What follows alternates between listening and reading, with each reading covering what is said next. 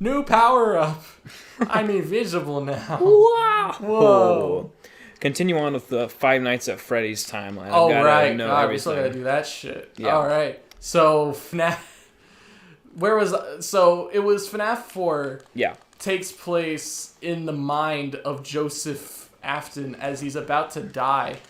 And he's terrified of the animatronics. Sure. So he sees them as, like, evil ones instead of, like, happy characters that are kind of creepy. Right. So he goes and... Well, he's in his bedroom, right? And he, like, flashes lights at scary animatronics. It's really scary. And, oh my god. And, so he does that, and then he dies. Right. But there's, like, psychic friend Fredbear. That's Matt Pat's name for him. That actually caught on in the community, too. Really? Psychic friend Fredbear, who I think is possessed by, like, another... I don't know. Maybe it's not. I don't even remember. But Joseph possesses somebody. Okay. I don't think it's the girl, though. I don't think it's the puppet, sorry. I really hope some FNAF lore, like, fanatic watches this and gets, like, really pissed off. Yeah, I feel like I surely am missing something here. There's one key that, like, fits the whole lore together that I just don't have. Sister location. That introduces Baby, who's, oh god, I'm gonna get crucified for this one. I don't remember the girl's name. But it's probably just Baby. Here, no, I'll Google it right now. What's the name of Baby? And then we're gonna figure. What's the name? Baby's possessed by Henry, Henry's daughter, because the baby was designed to, like, open up her Elizabeth stomach. Afton. Elizabeth Afton. According to the first Google pop-up. Okay, so that's interesting. So I wonder why Henry... God damn it. I wonder why Henry fits into all this. Because Henry was the one who designs the animatronics. Okay. And William Afton is like... He's not a child killer anymore. He's got a mustache, and he's a handlebar mustache. He's twirling it. He's like, I have a British accent now. And that was not a British accent, but, like, I'm gonna... I have What the fuck was that? I think you're just not very good at this game. It's like the Dark Souls of Metroid games. This is the Dark Souls of Dark Souls games. This is the Dark Soul of Dark Souls. This is the Metroid Dread of Metroid games. That's what I want people to start saying. This is the Dread mode of Dark Souls games. So Sister Location, Baby scoops. She has, like, this mechanism inside her that's meant to trap children. Sure. By scooping them up and, like... doing, like, kind of like what happened with, like, Springtrap, so okay. like all the animatronic parts come back in and they kill her. Which that was put in specifically by William Afton, but Henry designed the animatronics to be animatronics, and William Afton's, like, designs them to be child catchers and killers, right? It's like gonna become a Chris Hansen episode, though. Yeah. So, like, Baby's out one day delivering ice cream, and then she scoops up Elizabeth.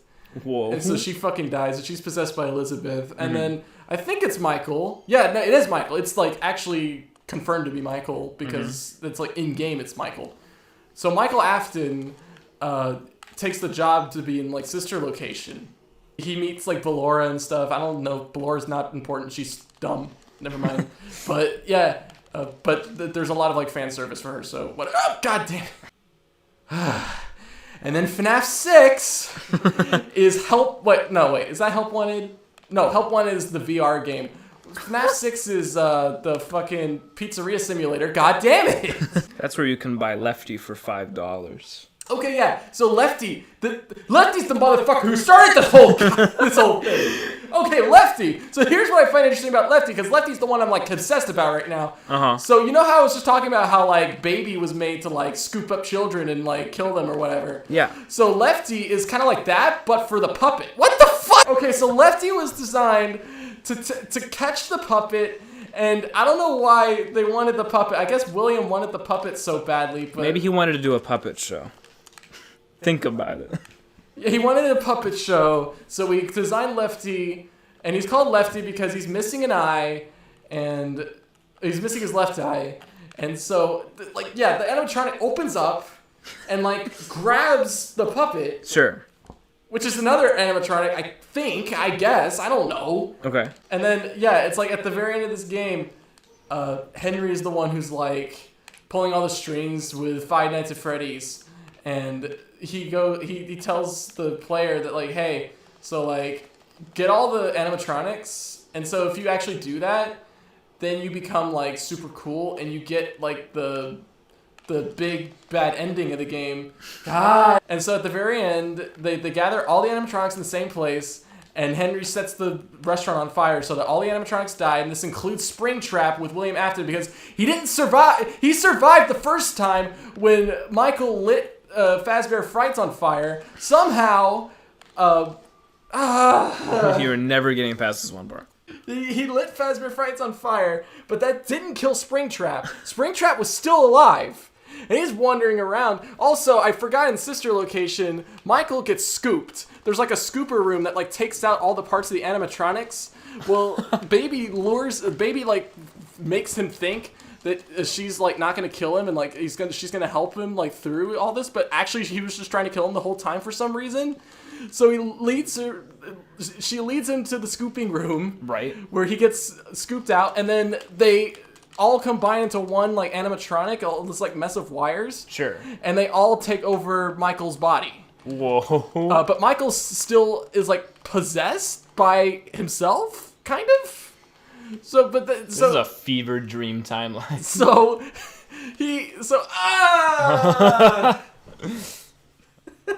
This is what I thought that boss was gonna be like. I beat the first boss doing this. At the end of Pizzeria Simulator, which is technically FNAF 6, you survive the nights with all the animatronics, and then Henry burns the place down. So all the animatronics are gone, and everyone's happy because the spirits are released from the animatronics, and it's all over. Except it isn't over, because then they've released FNAF VR, which is like, it has this guy called Glitch Trap, which is William Afton as a computer virus who takes control of the players through. What the hell? It didn't even hit you. FNAF. This is what Five Nights at Freddy's does to your brain.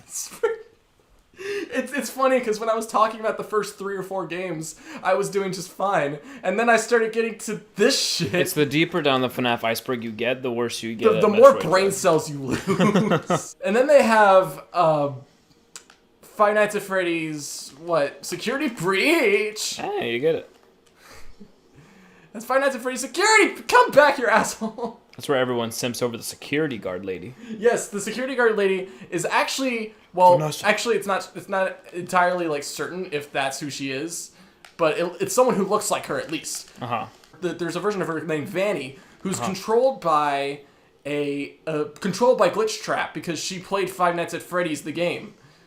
Actually, that's like the canon reason. Okay, so in universe, Five Nights at Freddy's is a video game based off of a real restaurant that was taken down. The games were taken down because they were inflammatory toward the restaurant. The restaurant doesn't actually have possessed animatronics by the killed kids, murdered kids.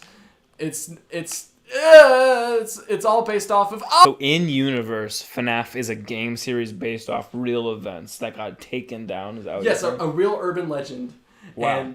And so yeah, so the security, God, all the way back here, the game, she plays the game and gets possessed by William Afton Glitch Trap, and she starts trying to kill the kid in Security Breach, and she has control of all the animatronics because they all listen to her because she's the security guard because they all have personalities and aren't possessed for some fucking reason,